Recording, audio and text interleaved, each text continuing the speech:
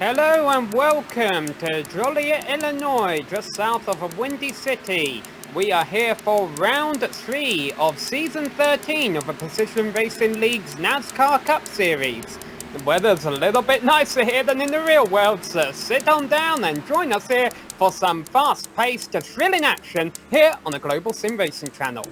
Hello everyone, I'm Samuel Ryman, and alongside me in the booth is John Ambrose. Behind the scenes is our director Joe Peak, and he's using camera sets provided by Dougie Beard. We also have Christian Challoner helping us out down in the pits. John, this is just the 3rd race of the season, and while it's at what some would consider a cookie-cutter track, Chicagoland has truly produced some fantastic racing in recent history. Gentlemen, Christian, Samuel, smell those brats.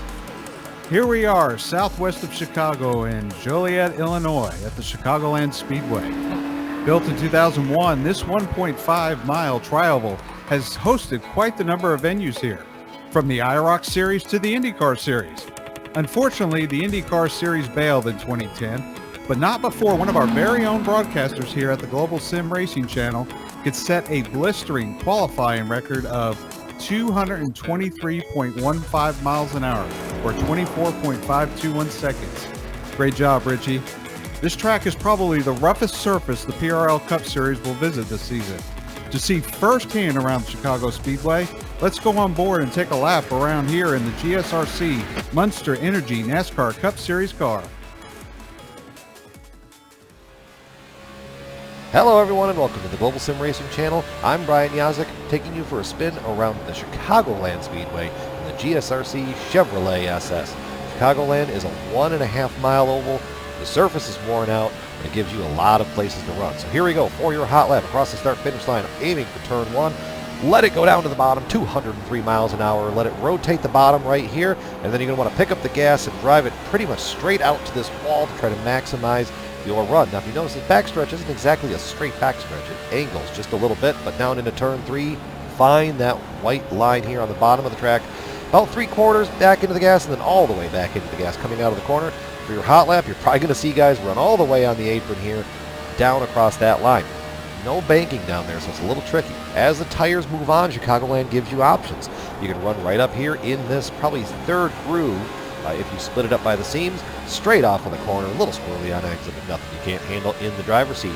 Down into turn 3, pretty much going to be the same story. You might see guys rock the 2nd groove, but the apex of the corner isn't set up to give you a very comfortable feeling. But still, straight out of the corner, got to turn 4, and then here we go across the line. That's going to complete our lap guide here around the Chicagoland Speedway in the GSRC Chevrolet SS. I'm Brian Yazik. Enjoy the show.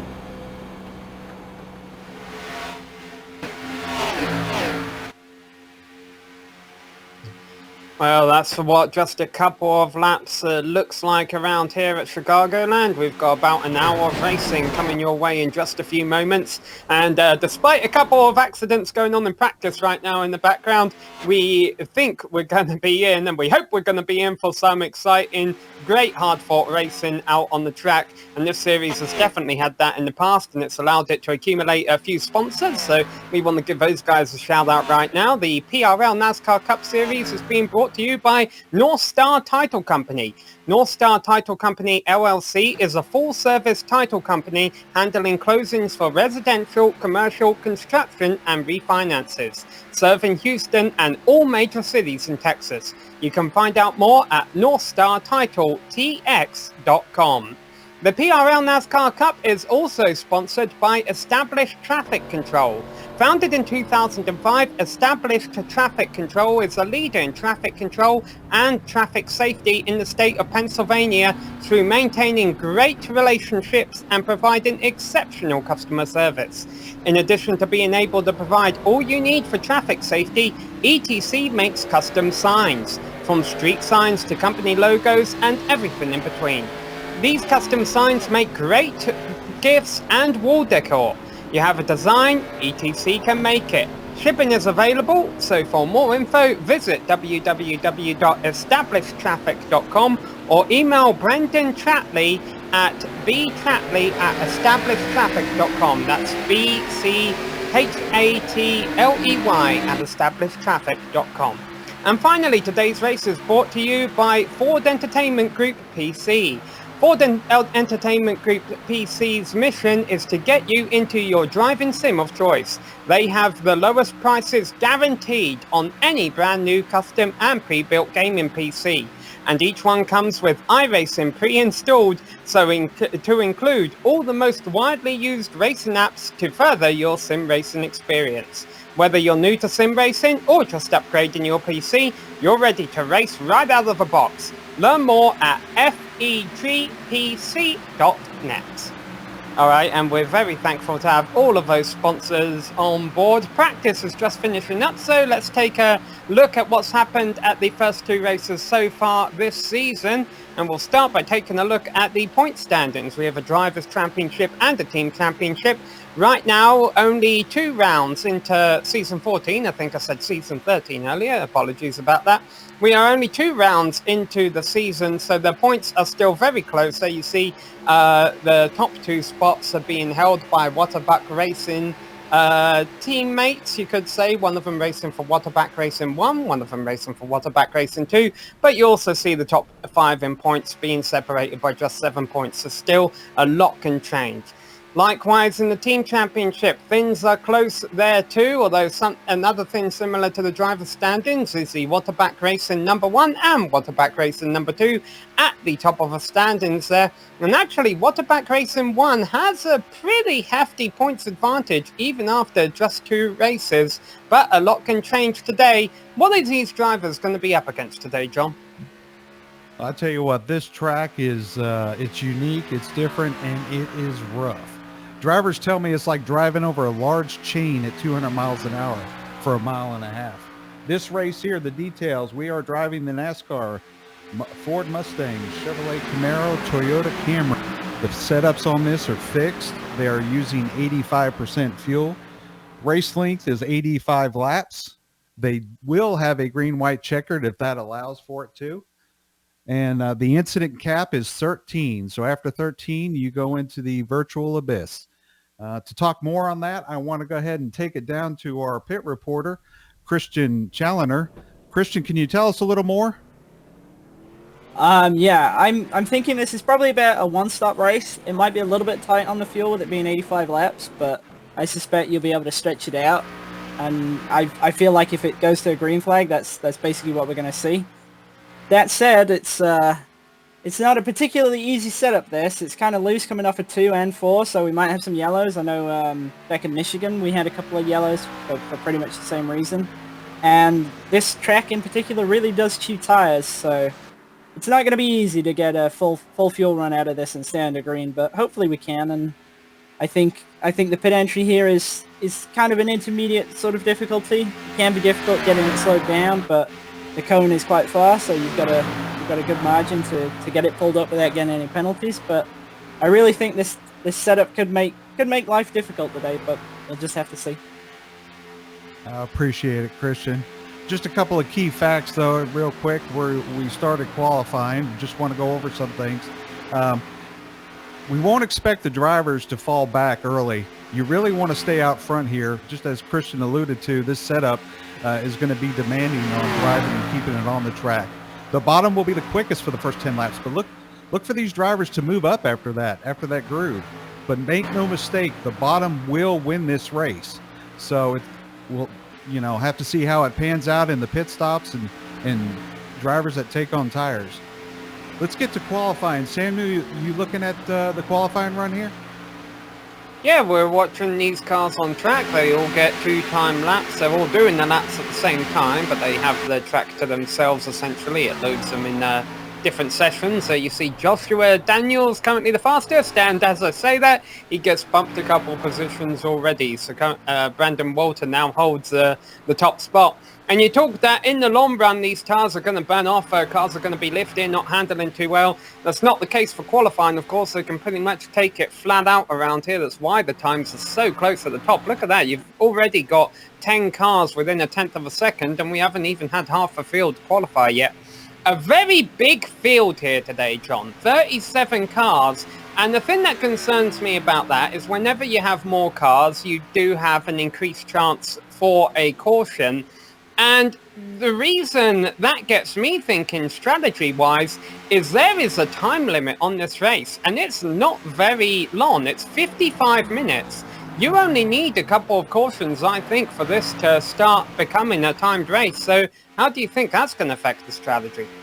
Well, you said it right at the top there. I mean, the number of drivers we have here is going to be, it's going to be pivotal to see how many laps we're going to have under caution, and with that comes strategies for some other drivers. So hopefully these guys can just get in line, keep it safe for about 10 laps, get it spread out.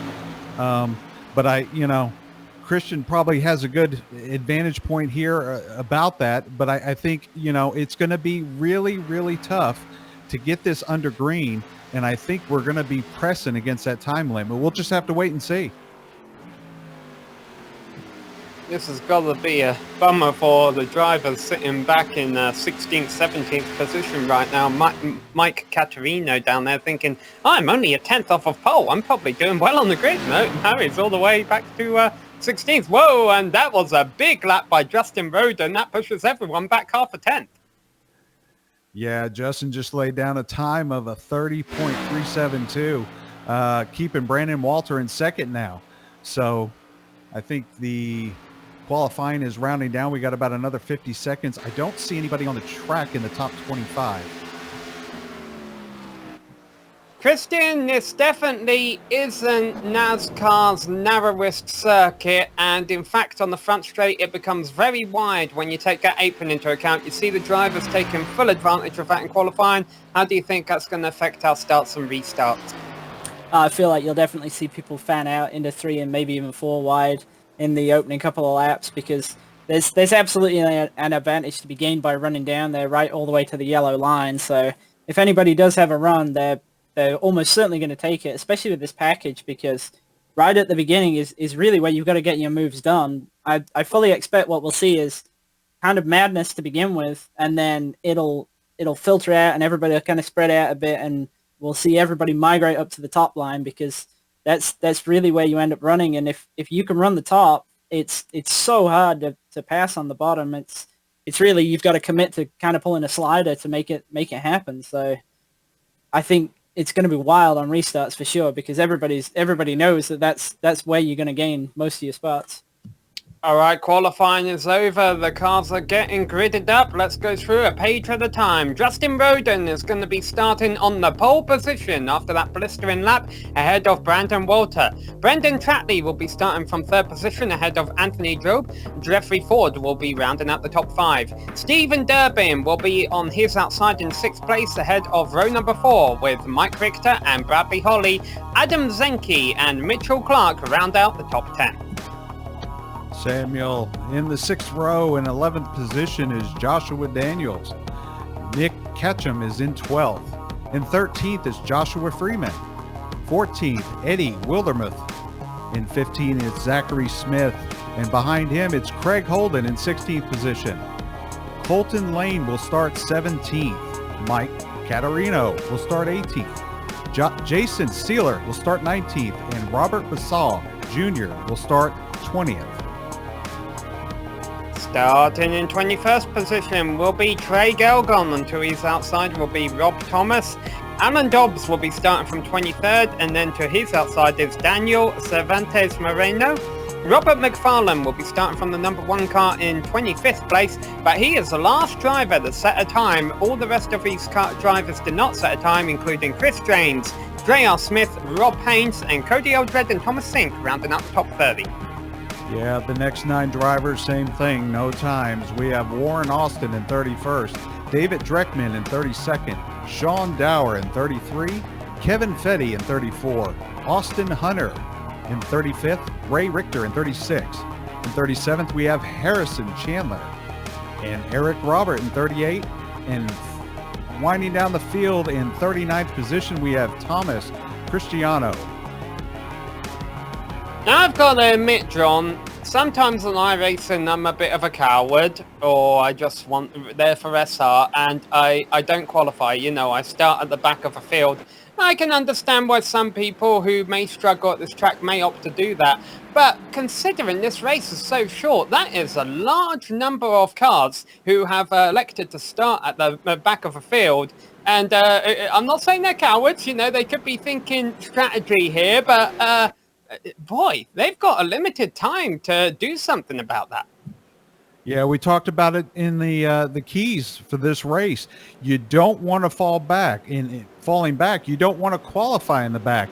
You qualify in the back. We've got 39 cars. If there's a wreck in mid-pack, it could end your day quickly. Keep in mind, these guys don't have another car waiting for them. So if they get in a wreck, they can literally take out, 8, 10, 15 cars.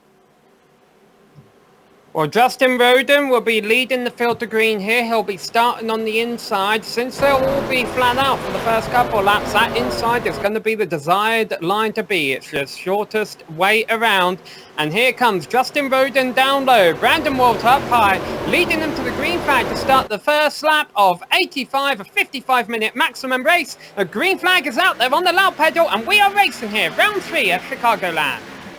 Justin got a great start there on the start-finish line. He's got Brendan Chatley right behind him, kind of giving him a push, walking him through. Remember, that low side is going to be the way to go here the first few laps. So we've got riding on board here with Walter. He's on the outside. He's kind of hung out. He wants to get down low as soon as he can. Roden was actually on the apron going down the back straight there. He did not want anyone looking to his inside, and he's going to be able to lead lap 1. He uses up the racetrack, goes down on the apron. You'll see all of the drivers doing that when they can. It's the shortest way around, it's the quickest way around, and right now it's the way Roden is holding on to the top spot. The battle's still on for second with Jeffrey Ford and Brandon Chatley up high, and now you can see the cars starting to dance around a bit. Yeah, Christian called it right at the top before the green flag. These guys are running 3 wide with some of them running down on the apron and start-finish line. You can do that, but can you get away with it when you need to come back up in turn 1 to get that entry just right? So let's keep an eye on that. We've got a lot of cars here, the number 13 blinking, so hopefully that doesn't lead a wreck here back in the 12th position. Yeah, blinking on iRacing means you have a bit of a connection problem, and that can be very distracting if you're racing in the pack, which our drivers are right now. In fact, have a 3-wide scenario going for about 7th place right here. That's Joshua Daniels in the middle. That red and black car fading back a little bit. And boy, he's got to have both hands clenched hard onto his steering wheel right now. Yeah, I just called on the 13 car, Joshua Freeman. Unfortunately, he smacked the wall hard. Did not bring out a caution yet, but he is at the back of the pack. Talk about some drivers that have started at the back of the pack and started to work their way forward. Alan Dobbs qualified 23rd. He's already up to 16th. J.R. Smith has gone 27th to 19th. So keep an eye out on those names. Maybe they could end up at the front by the end of this thing.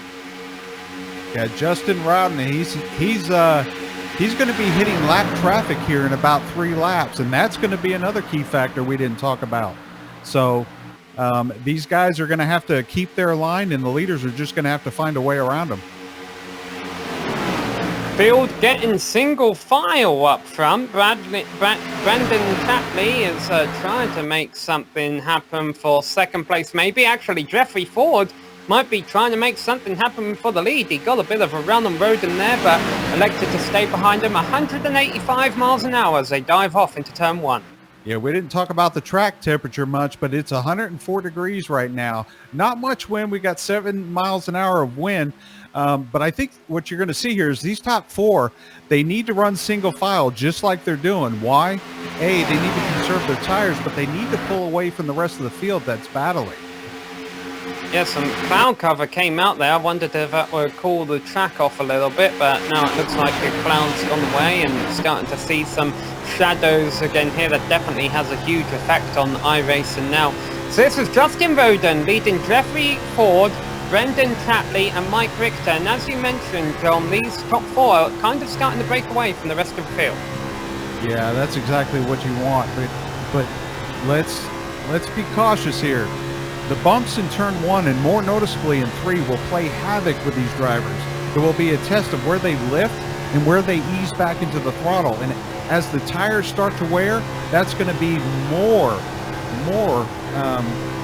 just noticeable. You see these guys bouncing off the wall in turn 2 coming out. They're already starting to experience that tightness in the center and then loose off. And so you've got to be careful with the mechanical grip of these cars. You put too much steering angle in it and it's going to snap loose on you. So we're getting at that point where that groove is going to start moving up here. Watching a battle for 9th position going on here. They've got it sorted for now. That's Colton Lane ahead in the dark blue car. Nick Ketchum in that green number 61 machine, and Joshua Daniels watching on from 11th place, trying to see what will happen. But I wonder how much these drivers are racing each other right now. We don't see a whole lot of that, and how much we're watching these drivers just race the track and knowing that the tyres are starting to go away from them because we're 10 laps into the run already. Well, I'd like to bring Christian in here. Christian, we're already on lap 10, which to me, that's surprising. I'm actually shocked that we didn't have a caution. What are your thoughts here? Yeah, I'm actually surprised as well. We've had some really close calls. I think the 49 just got in the wall a little bit coming off a 2, but thankfully nobody really kind of got involved in that, and he was able to kind of keep going with no issues. But yeah, I'm surprised, and we can kind of see what we talked about before the race. Now that you've still got the draft lock, but everybody's kind of starting to spread out a little bit because the push becomes more of an influence than say the actual draft that you're getting. So I think it's kind of going to mellow out a bit here now, and maybe we can go all the way to the green flag pit stops, which I expect we'll see around 43. Well, that's some good information there. So they've got another 32 laps to go before they can breathe, if you will, until they get 4 new fresh Goodyears. I'm looking at Bradley Holly right now, North Star Title Company. He's slowly just getting one car at a time. I really like how he's looking. He hasn't experienced that wall yet off of 2 like pretty much everyone has. So look for him to be strong here. He just moved his way up from 5th to 4th. Now we're seeing a change for 2nd, perhaps. Brendan Chatley going by Jeffrey Ford. I wonder how much of this is drivers who were taking care of those tyres in the opening laps, and now it's starting to pay off for them. One driver who's gone in the wrong direction, by the way, Brandon Walter, who started on the outside pole. He started in 2nd. He's all the way back in 7th already. Yeah, some of these drivers are moving, making leaps and bounds forward, and some of them are going backwards. Steven Durbin is another driver who's, unfortunately, he has slipped 11 positions back in 17th right now. Ford's being smart right now. He knew that Chatley was fast. He's tucking in behind him, and that's what they need to do, because if they keep fighting, Roden, he's just going to keep taking away from this group. Colton Lane is a driver who's been going in the other direction. He's just moved his way up into 8th position after starting 17th. And as we watch this pack scrapping for 2nd place, we've got P2, 3 and 4 here. Look at what Justin Roden is doing to the field. I think he's got about a 2nd on them now. Yeah, he's loving this, right? He's got guys fighting behind him. He's got a lap car ahead of him. Right now, he's just finding where that car is comfortable with this pace on these tires. He's keeping it off the wall. He's keeping it clean. He's probably thinking to himself, okay, I got to come up with a strategy. My bet is if the caution comes out here, and I'm not wishing it does, but if the caution should come out in the next 5 laps, you're going to see these guys on pit lane. Ooh, had a bit of a hairy 3-wide scenario back for around 19th, but it resolves itself, and we'll watch this battle up front here for 2nd place, as it looks like we're having a position change with Jeffrey Ford on the low side, Brendan Chatley on the high side, and they get single file on the exit of 2. Now, it's also worth noting that if you do see a car spinning off on the inside, that might not necessarily be a caution. If they go crashing down in the grass and don't come back up on the racetrack, iRacing will keep it green. Yeah, and this track, it is notorious. Some tracks we call it self-cleaning, meaning the car could spin and head right down to the bottom. A track like Dover is... but not this time. We got a yellow. And there's a 43 car. We'll get a replay of what happened here. take a look at this replay here. Our director's got it ready.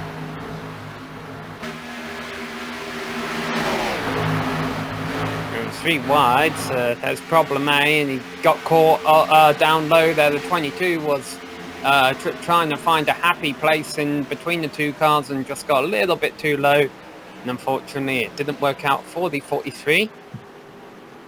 Yeah, I think that's a case right there of the tires are worn. The 43 was down low. It looked like he already had some nose damage, but his car just started drifting up out of 4.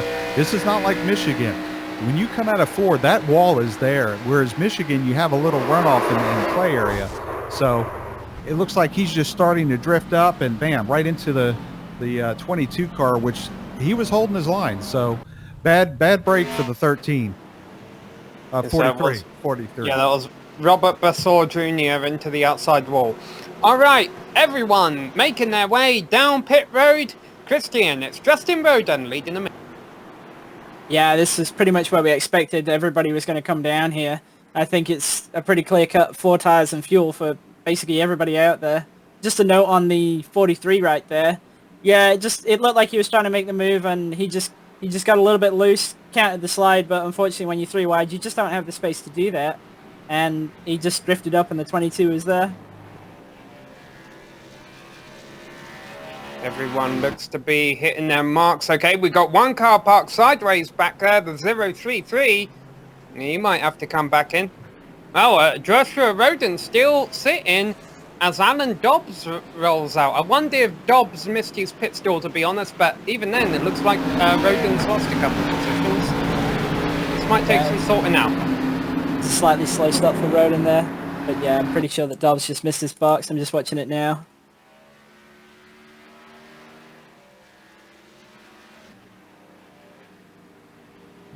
The 033 was Jason Seller. I think Roden might have still won the race off pit road of the cars that actually made it into their pit stall. Yeah, I think Jason, he, the 2 last names, he spun on pit lane because that he's going to have to make his way back around. And there you go. You see those 2 heading back into pit lane. So we've relinquished the lead back to Justin right now. Yeah, so Sealer, who spun, comes into pit again. And, yeah, let's see what happened here.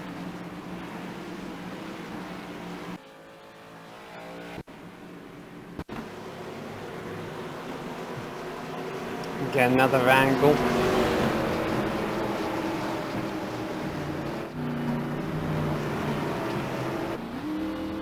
Yes, let's see if we get any help.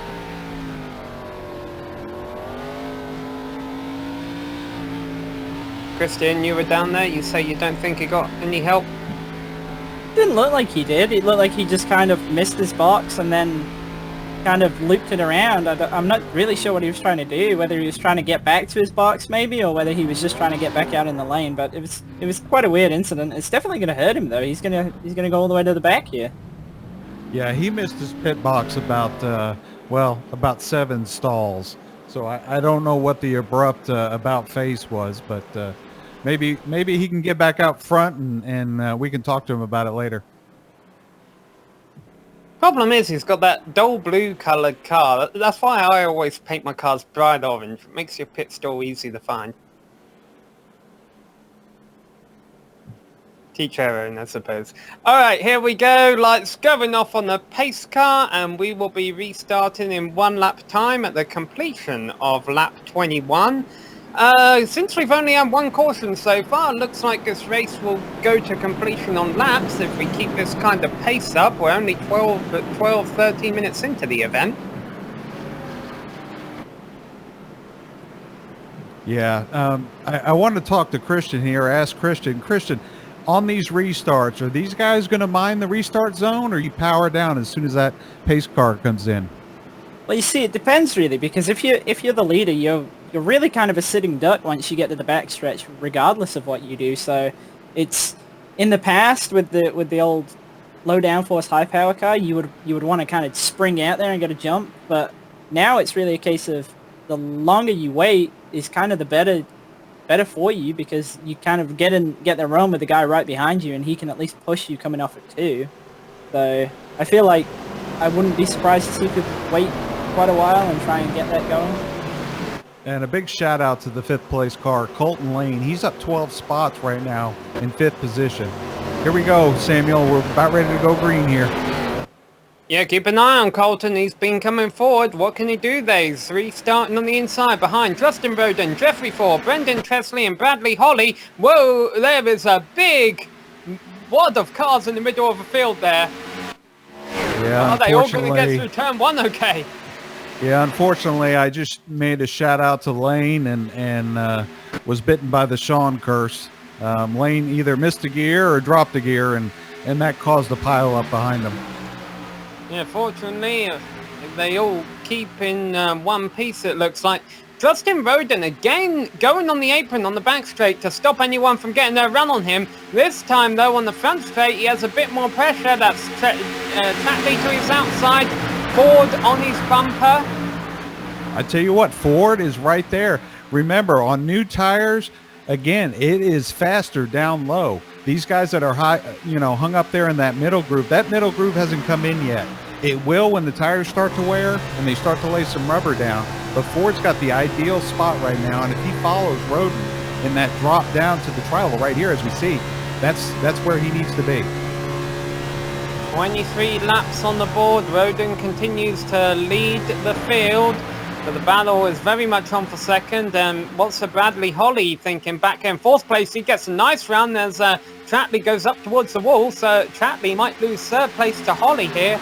JR Smith watching on from behind. He's in that 3 car in 5th, making his presence known from 27th on the grid.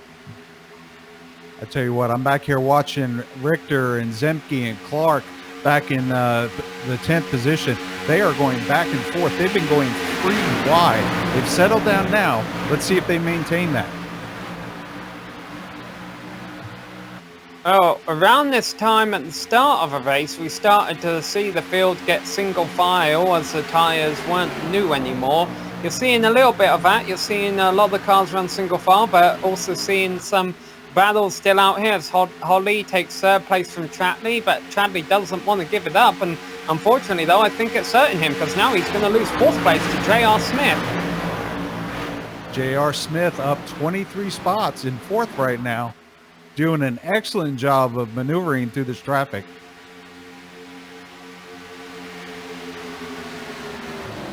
Yeah, a couple of drivers who didn't set a lap in qualifying have came up through the field. Rob Haynes, 28th to 9th. Thomas Sink, 30th to 13th. Right now, Jeffrey Ford is thinking of going from 5th to 1st, because he's definitely not letting the pressure off of our race leader, Justin Roden. Christian, I've got to say, I am impressed with these guys maintaining these green flag runs. And you jinxed it. Oh, no. Oh, and it's still going on. A few cars involved here.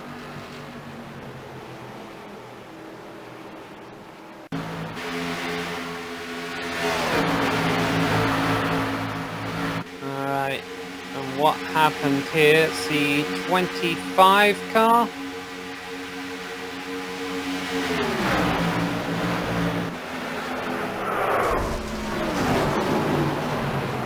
Oh, he was a victim of something that happened in front of him. He definitely got the worst of it, the driver of a 25, Daniel. Daniel Cervantes Moreno was a 25 car. So what happened in front of him that triggered all this? I think, Christian's reporting the 21 car of Dobbs.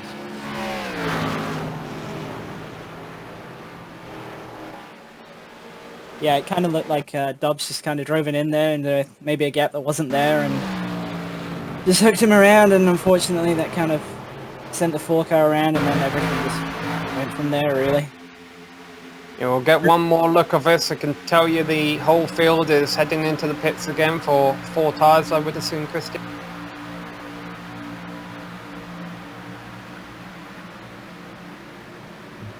Contact between the 22 and the 4 triggering this incident that involved about 3 or 4 cars. Justin Roden leading the field into his box. He hit his marks, Christian, so another stop like his last one should see him first off of a pits here. Yeah, he's got that advantage of that first pit stall as well, so that's really going to help him with that. I noticed his last stop was actually kind of slow, and again there, he would have gotten beat if he'd have been any further back than the pole box, so that's really helping him right there. And get some names on the incident we just saw. The 22 of Alan Dobbs was into the 4 car of Cody Eldred, which just brought out our second caution here of the day. So Roden is third now, but I'm assuming the top 2 cars here did not pit. Yeah, I'm not understanding that that scenario there, why they didn't pit. We only had 8 laps on that last run, but I feel they're going to be sitting ducks on this restart. Christian, what are your thoughts? Yeah, that's a really strange decision. I was waiting to see if they were actually going to come down the second time, because a couple of times guys who kind of want to hang out and just sort of let the race unfold will do that. They'll miss the first time to come around, and then they'll come down the second to drop themselves all the way to the back. So I was wondering if they were going to do that, but it looks like they're going to stay out. I think we'll see them maybe even all the way back to about 10th place by the time we get to lap 2. So this should be interesting, and it gives guys an idea as to how valuable the fresh tires are. But I feel like this is a bad call. Now, I do know on the PRL F3 league that we cover here on GSRC that they do give a point, an additional point for a driver leading the lap. So this could be a strategy to maybe make a move in the standings. Yeah, I mean, that's true. I mean, both these guys started 25th and 26th, so I'm not entirely sure where they were actually running before this incident happened, but it could just be a play to get a couple of points that way. We'll have to see. Well, I want to know, Christian, how far did you say these guys can go on fuel in your book? It's about 43 laps, so this is going to have a little bit of strategy variance here. I think everybody definitely needs to make at least one more stop, but now we've kind of gone away from where everybody was going to be pitting on effectively the same lap if it was a full green race. So there's going to be some variation now in terms of short pitting and maybe even long pitting. So I'm hoping it goes green from this point, because it'll kind of mix everything up a little bit, and we should have some good battles near the end. Well, the reason I brought that up is I almost wondered if Chris James and Robert McFarland were thinking about pitting under the last lap of yellow here to top off with fuel and maybe get the extra couple laps or extra couple minutes they need to get to the end without pitting if it did stay green. But throw that out the window anyway, it doesn't matter, they're staying out. And I think all 3 of us are in agreement here that given the fact that drivers on new tyres can run flat out and drivers on 10 lap old tyres or so can't, we could be in for an interesting lap 32. Yeah, these 2 cars have to be careful too. We got to make sure we don't get any wheel spin. These guys are on older tires. The guys behind them, they're ready to just, jump on them with any single mistake. So let's keep an eye on Roden here. He's got the preferred line going into 1 with fresh tires. Of course, if there is any wheel spin, Roden can't pass down on the low side. He'd have to try and find a way to sneak away through the middle to get by Chris James, who's leading them to the green now. And boy, Chris James does not get going. No, he just hasn't gone yet. Robert McFarland, I wonder if Robert's going to get a penalty for that. He really jumped out ahead of him. Well, that wheel spin, it happened. It happened for him, and the 1 car of McFarland got an excellent jump. So, yeah, we've got to be careful here and see if they throw out the black flag. Hopefully not. That was just a racing incident. One got good grip and the other one didn't. And Justin Rowden quickly makes quick work of him and takes the top spot back. J.R. Smith now from 27th. He fell back a little bit on the last restart. He's worked his way back up front now. He's thinking about the lead of ascent. Yeah, he left that door open though on the low line. I don't like the high side right now on fresh tires. Maybe he can make it work.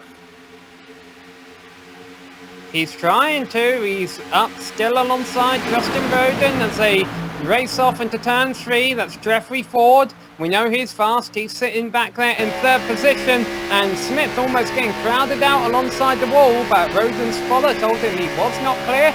Roden left Smith's room, and the battle continues, but now he is clear. Justin Roden has the lead, but he's going to leave the bottom open for Jeffrey Ford here. Could they go 3 wide?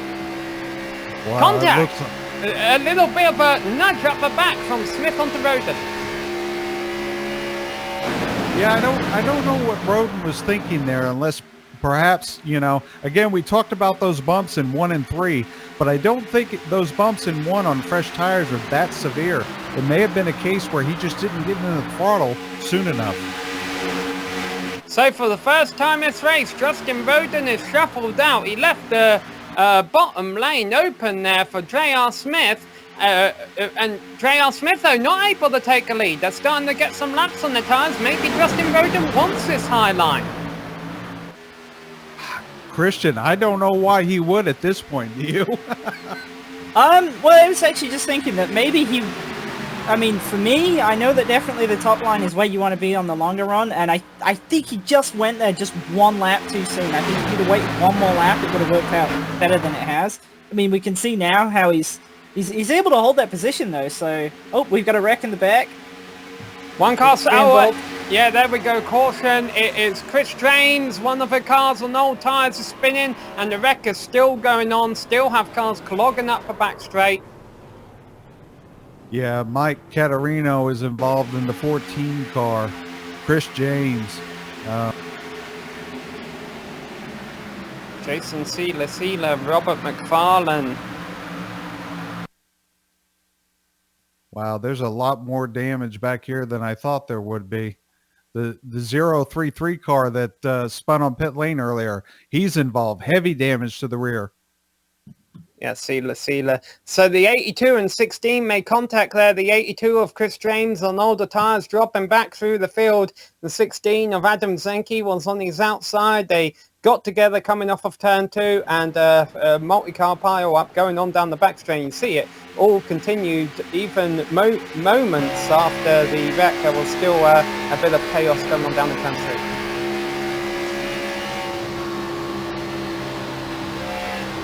Yeah, the 16 had a run on the outside, and the 82 car on those old tires, he just drifted up right into the side of him and caused a chain reaction. So while these drivers, their race is looking south, for the rest of the drivers there in the pits for 4 tyres and fuel, being led by Justin Roden once again, who hits his marks once again. And I almost wonder, Christian, if Roden is losing time, because he seems to be very cautious hitting his marks, but maybe he knows he can do that because he knows all he has to do is get to that line. Yeah, I really think that's it. It is getting very close. That was really close that time. Wow, J.R. Smith. He's yielding it. He didn't get him. Man, that must have been insanely close there. But you can definitely see how that advantage of that first pit box is working out for Roden there, because if that would have been even two boxes back, he'd have lost the lead right there. We got our director Joe Peak here today. I know Joe loves slow-mo replays, so I think he's going to hit that number 8 button right here, and we'll get an idea of who got to those green cones first. Maybe need a different camera there. There we go. It was close, wasn't it? If you move the cone down another 10 yards or so.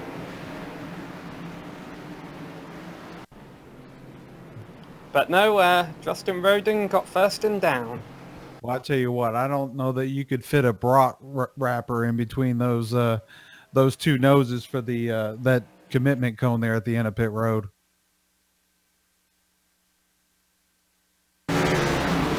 Well, who says the finish of this race can't come down to being that close?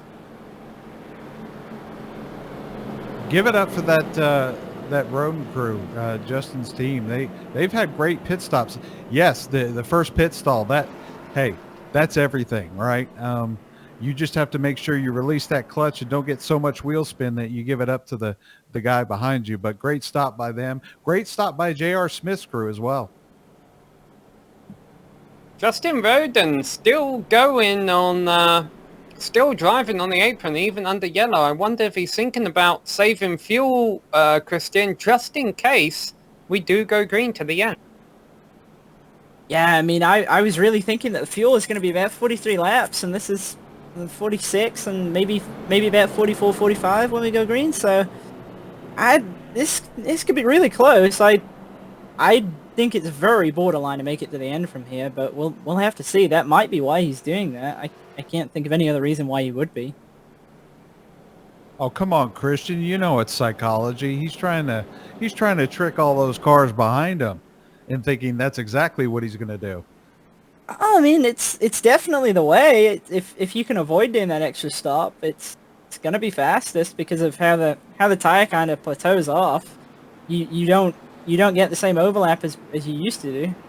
So I think if you can make it work, it's a race-winning move. But it just depends on if he actually does have the fuel to do it. Sorry to interrupt you there, Christian. Roden just blinked for a couple of seconds, and I saw him do that on the pace lap of the before the start of a race. Now that's when you do have a bit of a connection issue going on.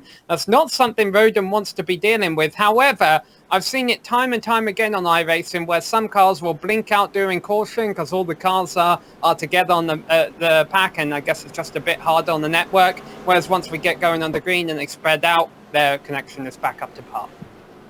Samuel, I'll tell you what it is. He's shutting his car off to save fuel, and when he did, our in-car camera just went out. Well, I wonder how much fuel you save if your car doesn't exist. Can't burn any fuel then. Great point. All right, pace car lights are out. We're going green this time. Yep, once again, it's Roden on the low side, J.R. Smith on the high side. Now, Roden has that desired inside line. We've seen him. He does not get a good launch, though. Smith has the nose out ahead. How's this going to sort out? Hey, Christian said it earlier. You don't want to get a leap on these restarts. If you do, you're a sitting duck. The best thing you can do is exactly what he did. Everyone's going to be behind him, pushing him. And if they're pushing him, oh, wait a minute. We're going 3 wide here.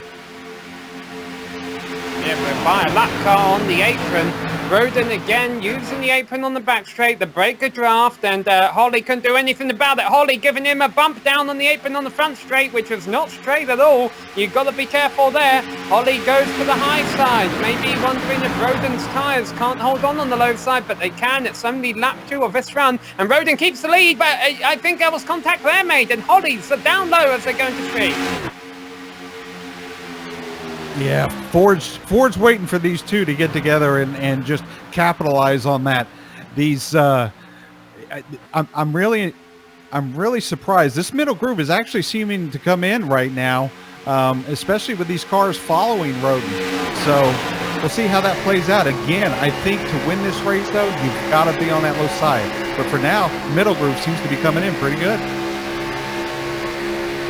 Roden's been leading this whole race, and everyone behind him's been thinking, all right, how do we beat Roden? How do we beat Roden? And now each restart, they're seeming to get a bit better at it. But this time, Holly looked like he would have a lead for a little while, but now the high line is coming in, and Roden pulls back out front. I'm in 10th position right now. I'm on board with the 48 car, the bodybuilding.com car of Thomas Sink. I tell you what, he's got some fierce battling going on. They're 2, 3 wide. Yes, I'm in. Christian, I just talked about this middle groove coming in. Your thoughts on that? I mean, do you agree at the end the low side's going to win this race? Like I said last time, I think Roden's just going to the top. Maybe 1 to 2 laps too soon. But I don't disagree with him going up there. It's so hard to pass on the bottom. Like even at this point in the run, you can see Holly just can't get anything done down there because Roden just kind of runs him tight, and then he can't get off the corner, and Roden still maintains the lead. So I don't disagree with him going to the top, and I think long term it's going to prevail. But it makes me nervous on those first couple of laps of a restart because he's not scored as the leader because he's running that top line. So if a yellow comes out and he loses that advantage, then it could really mess it up for him. I tell you what, Ford is getting his rear bumper chewed up by J.R. Smith. Now J.R. has moved back to 5th. We got Rob Hayes behind Ford right now. Here we come on some lap traffic. I think that's the first time we've mentioned Rob Haynes' name this race. He's starting 28th up there, battling in the top 5 now. And now as lap traffic moves out the way, it's Roden, Holly, Ford, Haynes, Smith, the top 5. 7-car pack really there with Tratley and Anthony Drobe. Haven't really, even though he qualified 4th, haven't really seen him dicing it up front yet, but he's still there. Yeah, let's look at 6th through 10th real quick. We've got Chatley, Job in 7th, Smith in 8th, Sink in 9th, up 21 spots. And then we got Mike Richter following up in the top 10 here. We're beyond the halfway point now. Time still not a concern. It's been a fairly clean race, so even though we're seeing some great side-by-side racing through turns 3 and 4, as we come around to complete lap 48, that's 37 laps left to go, with Roden continuing to lead the pack as he has pretty much most of the race, watching the battle for 7th here between Sink and Smith. No, sorry, that's Sink and Drobe. Yeah, Haynes had just made a move on Ford while you were talking, Samuel. Haynes is on a move here. It's Haynes 2 tenths back of the leader, and you can see the leaders running side by side. So how is Haynes going to approach this? Haven't seen him up front all race long. What can he do about it? Roden down low, Holly up high. Getting close off of turn 2. We've seen that end in tears already today. I'll tell you what, if Hayes follows Holly, Holly and Hayes can make this work on the outside. You know, when you're on the outside of 4 coming to the start-finish line, you don't know if the guy on the inside is he going to take it low through the tri-oval by the grass, or is he going to keep his real estate? So really the outside is not the preferred line going through the tri-oval, but ooh, and there's almost contact between Haynes and Ford. And there's that run. Yeah, Roden pushed up a lot out of turn 2, being down on that low line, and that drops him back to 3rd. This is, it's only 3rd, but this is the furthest we've seen Roden back all race long. The top 2 able to break away from him. Holly leads lap 51. Yeah, let's look at J.R. Smith and Ford. They are battling hard.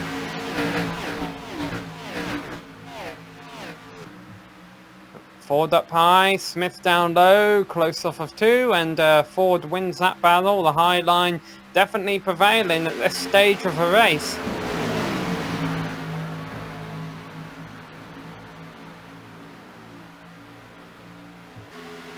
I'll tell you what, these top 4, I think they're looking for their winning move here towards the end of this race. I think we're going to get those 85 laps in. These guys are running smart and clean. So if a high line is the desired place to make a pass, how do you get your car up high against the car ahead of you? It's easy to make a move down low into turn 3, but that's not the desired side. And then everyone, you've got to go to the bottom of the apron down the front straight. That's just the quickest way around. It's the shortest way. You can't get up high there. And the cars are using the high line on the back straight. They're running all the way up around the wall. So everyone knows to pass the car ahead of them, they've got to get up high, but that's a lot easier said than done. Yeah, it really is. Now, you mentioned the running the wall. If you notice, the leader right now, Holly, he's taking that group of cars, those top 4 or 5, and he's bringing them down to the middle of the track on the middle of the back straightaway. So he's racing smart, but he also knows that these individuals, they're going to follow him. You really have to on the tri-oval. We've got a lap car here up high. He's doing good staying out of the way. Ford is on the back of Roden.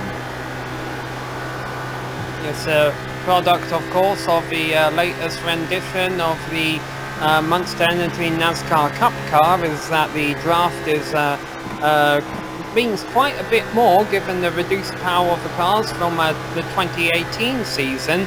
And that might be why we're seeing so many cars just follow Holly right now in a single file train as they put 55 laps on the board, less than 30 laps to go now.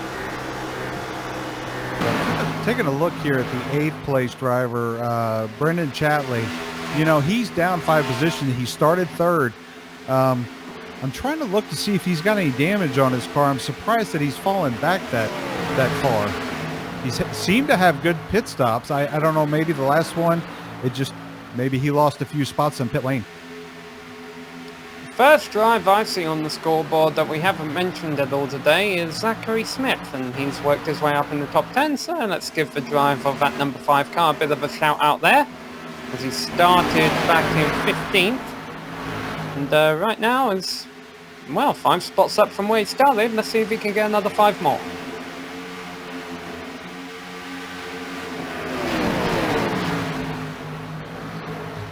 Remember, I'm getting concerned here. Justin Roden's car is blinking now, at least on my end. I don't know if you guys are experiencing that as well. And when you've got a tight battle between Haynes and Roden and Ford and Smith, that could create chaos. see Roden's making turn 1 and 2 a lot wider than his 2 rivals in front of him, but can't do anything with it. Now you see our battle for first, and that's rightfully so. Our top 5 are all grouped, bunched together right now, as we're still trying to run out of laps. And I just had a theory, John, and it could be a very valid theory. If we go green to the end, what are the chances that the cars 2nd or 5th are happy running there right now, because they're thinking, hey, Holly's burning a bunch of fuel with no drafting help and he might run out? Well, you know, I only have my advocates here in the booth. You know, a lot of these guys and their crews, they've got the state-of-the-art equipment to kind of figure that out. And you know, we talked about it right before that start. We saw Roden shutting his engine off, kind of driving on the apron. Maybe his crew told him that he was a lap or 2 short. Save me fuel, save me fuel. So, you know, with Roden not leading right now, he's in the catbird seat. He's kind of getting that draft and possibly saving fuel. This is going to change all of it, because we've got a caution and everyone's going to pit for 4 tires anyway. Right, the 25 is down pit road without a clip, and we've got one car very slow on the track here. That is the 51. 51 of Mike Richt, who was running just outside, actually was in the top 10. A good day gone bad here.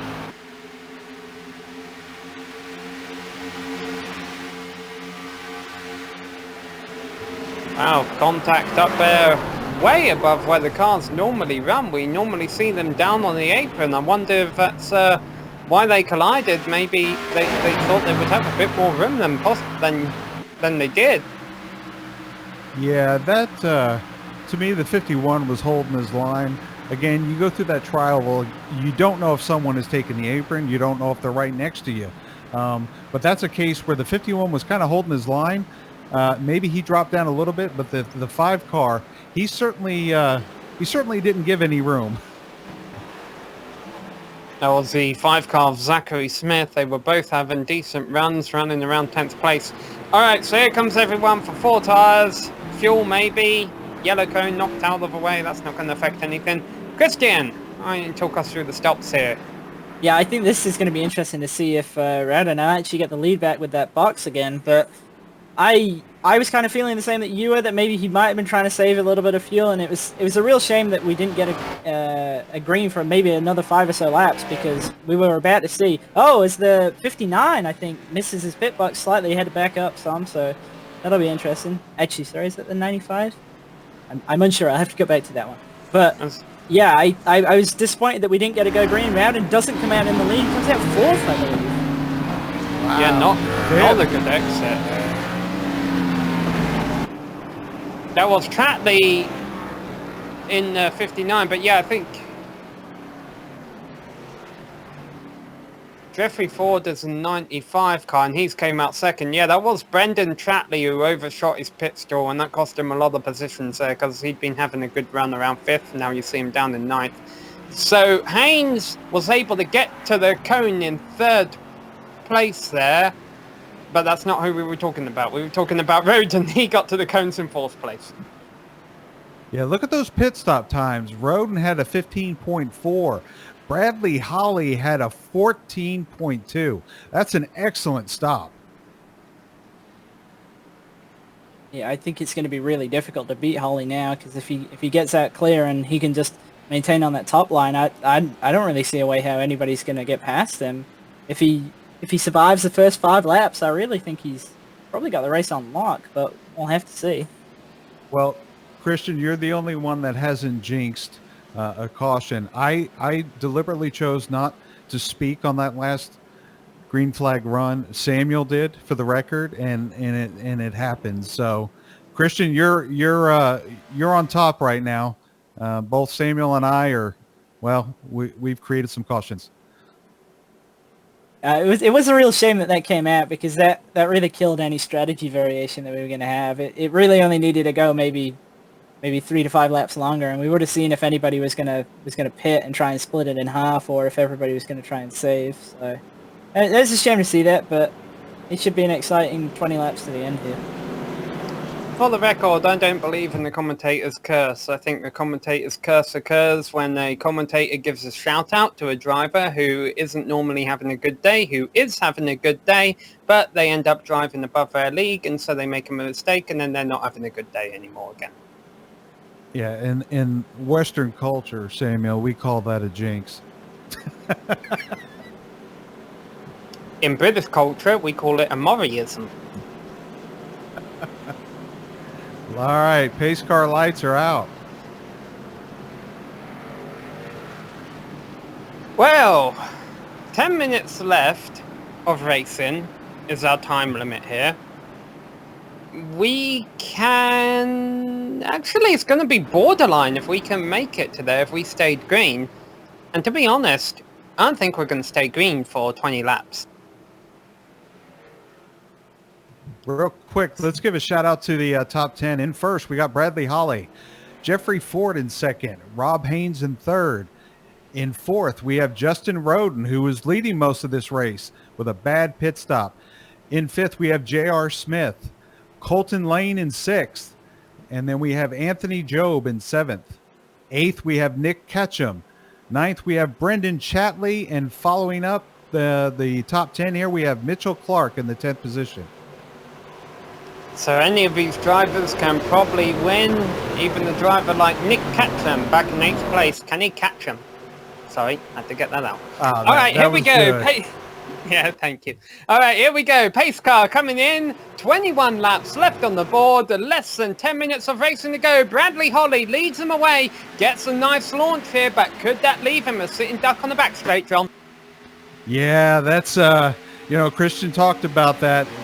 This is going to be interesting. Now, he took a unique entrance into one. He took that high arc.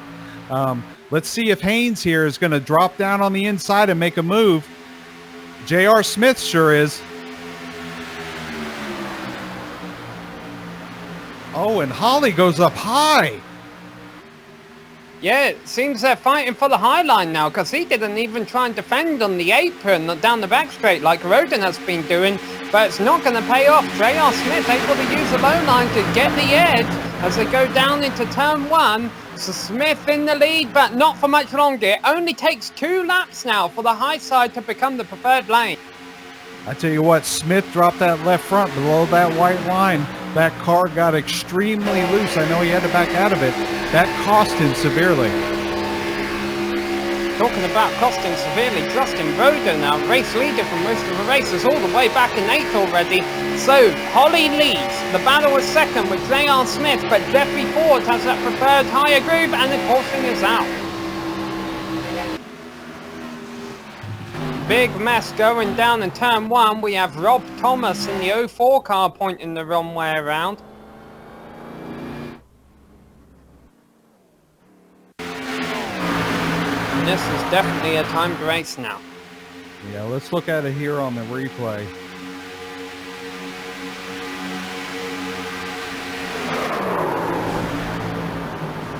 Oh, he smacks the wall hard coming off that apron trying to get that arc into 1, and he just come down and took out 4 cars.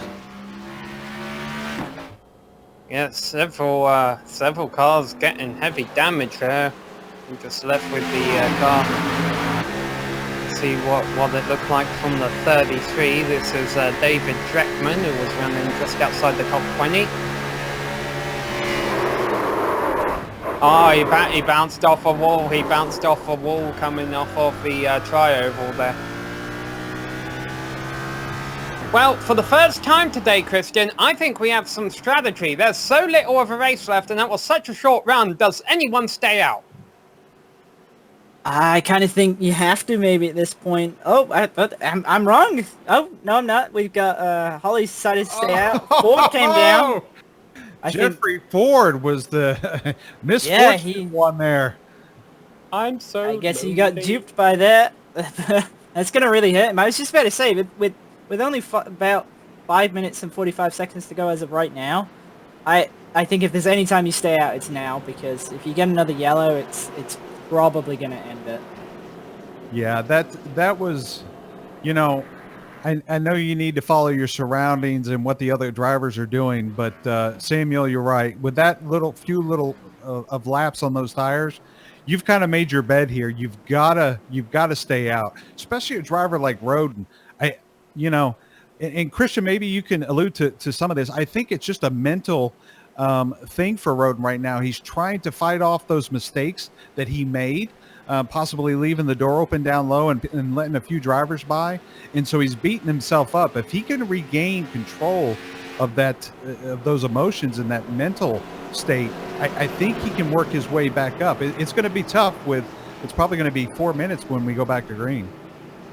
Yeah, I think it might even be a little bit less than that. And I think this is where we're going to see guys like Roden be really, really aggressive to try and move forwards. But with the more laps that we've got on the tires now, I think the top line is going to be even more the place you want to be, because I think what we'll see everybody will be wound up all the way coming around 1 and 2, and they'll think that they can do something on the bottom when they get to 3 and 4, and they'll just wash straight up the racetrack. So definitely would watch for a lot of checkups down there, and I fully expect that the top line is going to be where you want to be from now on. And the pace car lights stay on.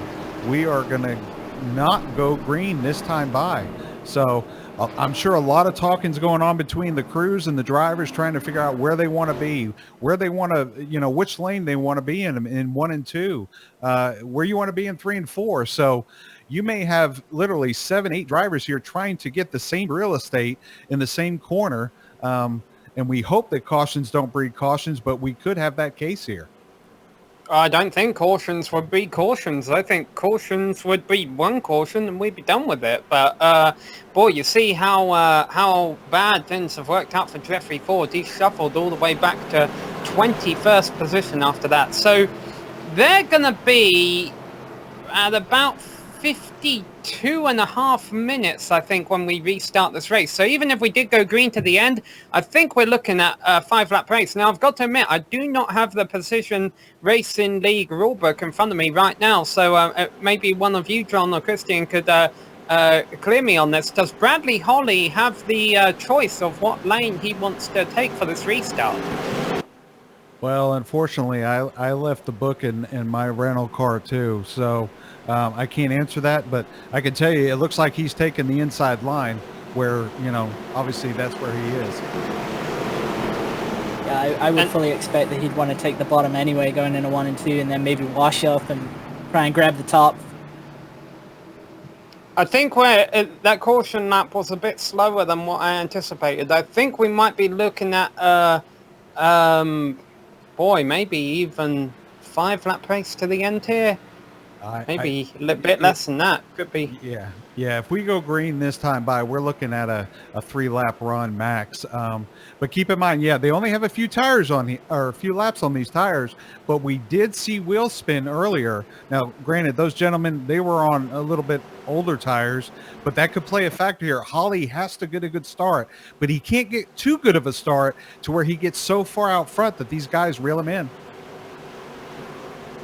All right, pace car about to make a hard left turn into the pits. Bradley Holly is on the low side, whether he likes it or not. That might work for him in turns 1 and 2, but then he might want to get up high because these tires are all a bit worn. Let's make sure none of them get any wheel spin. It looks like the leaders are okay. Bradley Holly all the way down, hugging the grass, trying to make sure he's able to pull out ahead. Rob Haynes is now up into 2nd place. J.R. Smith is dropping back a bit, and I think Colton Lane just disappeared. Yeah, he just, I was actually riding with him. He did disappear. Hopefully that's not going to be an issue. You know, Christian is shouting out 4-lap shootout. I think this is what we're going to get. So that would mean lap 75 or lap 76 we'll see the checkered flag. So Bradley Holly leading, Rob Haynes second, J.R. Smith third. It's a hornet's nest. No more single file racing, no more Mr. Nice Guys as they go down into turn 1. J.R. Smith is down there. He's got Haynes on the outside. Will anyone get behind J.R. Smith and help him? Justin Roden has worked his way back up into 4th place. He's the second car on the high side now going down low. Trying to make something happen down there. He dominated most of the first half of this race. He doesn't want to give this up. Well, we said at the top of the show, the high side may be the way to get around here, but it's going to be the low side that wins this race. Let's see what happens. They all go up to the high side. Bradley Holly still controlling this race. Things getting aggressive. I wouldn't be surprised if we see the white flag as time by. Coming to lap 75 here. Will we get the white flag? Not yet. My guess is 2 more laps. J.R. Smith down low. Look at Roden. He's on the outside. Look at our graphic here. It's the final lap. So here we go. It's Holly up high. Smith down low. Haynes down even lower, trying to make it 3 wide, but they're 3 wide for second. None of them are going to have anything for Holly. Bradley Holly in the 184 is going to hold off and win here at Chicagoland. Oh, what a race. Followed by J.R. Smith and Justin Roden. What a good recovery for him. I think he'll be a little bit disappointed about not taking the checkered flag there. But boy, what a race for Bradley Holly. No one had anything for him in that final shootout, 5 or 4 lap shootout we had at the end there. And I'm sure he's going to burn it down in that Ford Mustang. Down on the front straight here to celebrate his win at their 3rd round of the season. A good point stay there. Early on in the championship, always great to get some points. And any race, always great to get the win. And Bradley Holly, I'm sure, will be very chuffed about that. Well, we're going to let him celebrate. We're going to take a little quick break right now here on GSRC. We will be back with a full race rundown and drive interviews. Don't go away.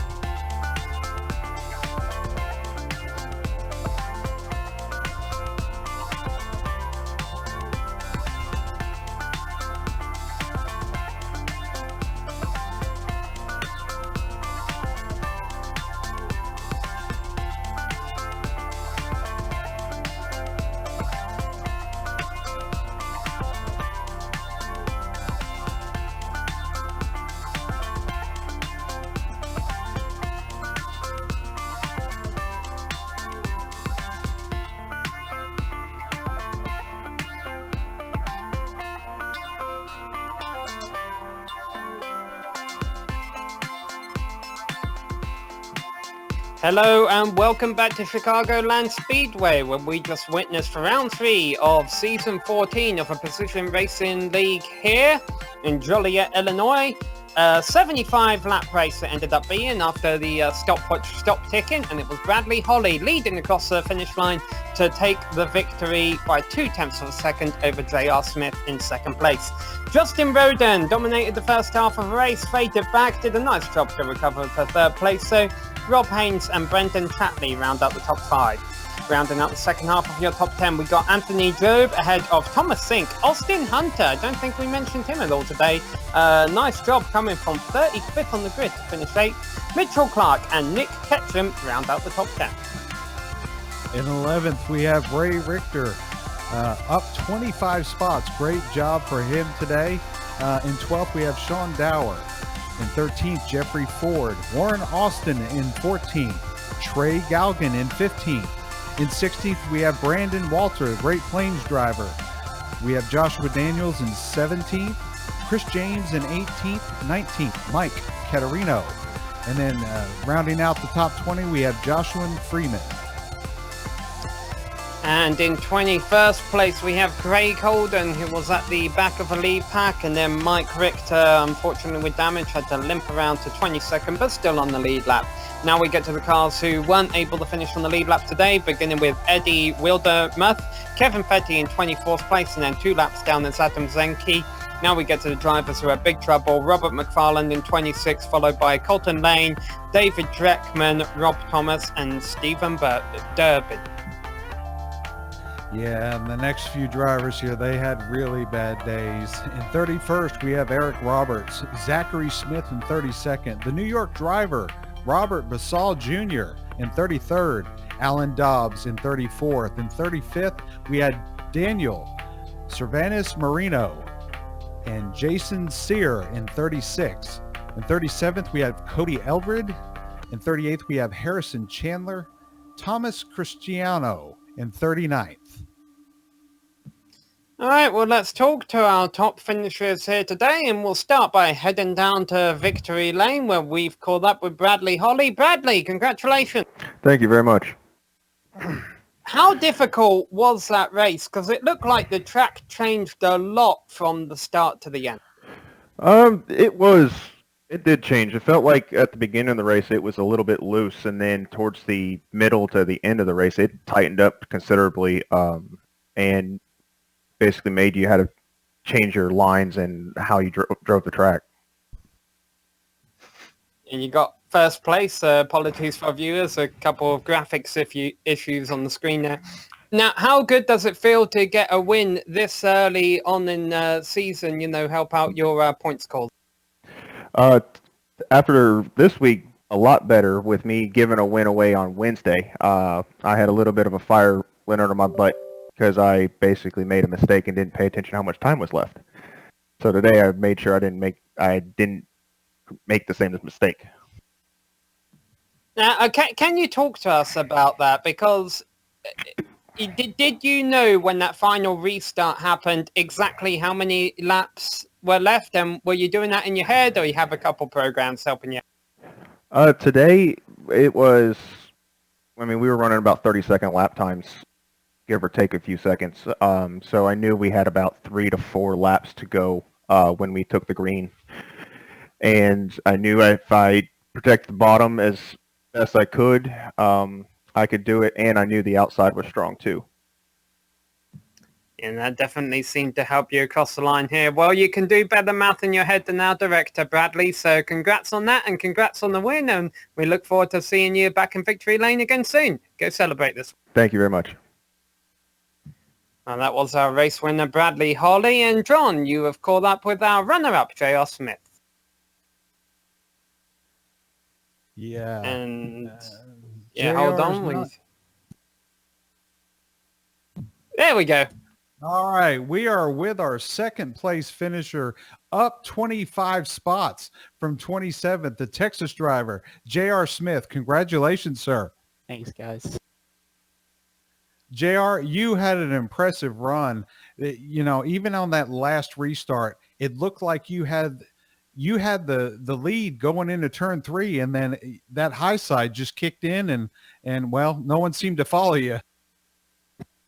Yeah, most of the race, the track was pretty wide. Once you got fresh tires, though, it was really single groove there on the bottom. And then, of course, you had to have friends. And then by the end of the race, I don't blame anyone for trying to go for positions. So, all in all, not. So, JR, I have to ask that last caution. Obviously we ended with 4 laps under green. We saw the leaders duck down into pit road. It was kind of a, slide job of confusion for everyone behind them. Were you committed to stay out on the track, or were you going to follow them in? No, I was committed to staying out. With how the timer works with this race, it'd be a pretty hard decision to take tires and be that far in the back and try to make your way up. Like, I'm confident in my abilities, but I don't know about. Okay. Well, again, outstanding effort. You and let's see, Ray Richter, up 25 spots. You definitely got the Hard Charger Award. Congratulations on your second place finish. Thanks, guys. All right, so that was J.R. Smith in second. Then Christian is down on pit road. I believe he's caught up with Justin Roden. Christian. Yeah, that's right. We just caught up with Justin right here. And yeah, it kind of looked like it went away from you a little bit in the middle, but you made a really good restart at the end to get from 7th up to 3rd. You kind of feel like if you'd have been a bit closer at the end, you might have been able to grab that? Yeah, I definitely felt like I had the speed. Once Bradley and JR and a couple of those guys that were pretty quick got up to me, they were able to stay with me. And I got a little bit loose, and Bradley got by me, and then we caught some cautions, and I got stuck on the outside and just kind of fell back. So didn't quite fall my way, but it was definitely fun racing those guys. Yeah, I was about to say that. It just looked like there was a couple of moments where perhaps maybe not so much that you were in the wrong line, but just kind of how it fell, and it kind of just shuffled you back a little bit. And yeah, I mean, we could see that you were bad fast. You were there the whole time, and I mean, you led a lot of the race. So it was a really great performance. Just it's a shame, I guess, you got shuffled and couldn't really get quite back to where I kind of feel like you should have been. Yeah, but, we got a win under our belt last week, and, it's good finishing the top 3. Just try to be consistent and get the points and be there at the end of the year. Yeah, that's true, because, I mean, I'm thinking back to Michigan kind of. I believe you were caught up in a wreck there, so definitely for a championship, points is important. I mean, is that really your focus going forwards rather than wins here? Well, you always want to win. That's the main focus in any race, but you also have to be smart to put yourself in positions where you don't sacrifice a lot of points. I'd probably rather finish in the top 3 than get wrecked. If the opportunity is there, of course, you're going to go for a win. That's what I was doing there late, but, just got to be smart and risk first reward. I mean, that's certainly worked out for you today, and I know you would have liked to get the win, but still, the third place is really important. So it was a great restart you did at the end. I was really impressed about how you were able to pull through from 7th to 3rd in as few laps as you did, and it really looked like maybe one more lap and you could have had second there. So a great job today. Yeah, thank you very much. It was a lot of fun. All right, well, that was Justin Roden, our 3rd place finisher here today at Chicagoland. Well, that is going to wrap it up for all of us here at GSRC, but we've got a few people and companies we'd like to thank for making this all possible, beginning with one of our big sponsors of the day, Established Traffic Control. Visit them at establishedtraffic.com. Remember, you can also email Brendan Tratley at btratley@establishedtraffic.com to find out more about their services. We would also like to thank all of the companies that provide the software and hardware for our broadcasts, and here we go. We're going to list them all on your screen so you can find out who to contact to get some cool equipment, including our music provider, June Lalonde. See the screen for how to get hold of more of her great work. Thanks to the team today, John, Christian, Joe and Dougie. If you'd like to find out more about GSRC, including upcoming races, you can find it at globalsimracingchannel.com, or you can check out our social media. We're on Twitter at GSR Channel, Facebook at facebook.com/globalsimracingchannel, and Instagram at GSRC_gram. Don't forget to head on over to our YouTube page as well and hit that big red subscribe button as well so that you don't miss a moment here on the Global SimRacing Channel. This is what happens when I go away for a few weeks. Alright, we will be back next week at Daytona, same time there on GSRC, so be sure to join in and see some more fantastic racing. In fact, all of our upcoming races for our other series are listed on the screen, so be sure to check those out. Mark them down in your calendar. But until next time, race clean, race hard, and we'll see you on the track.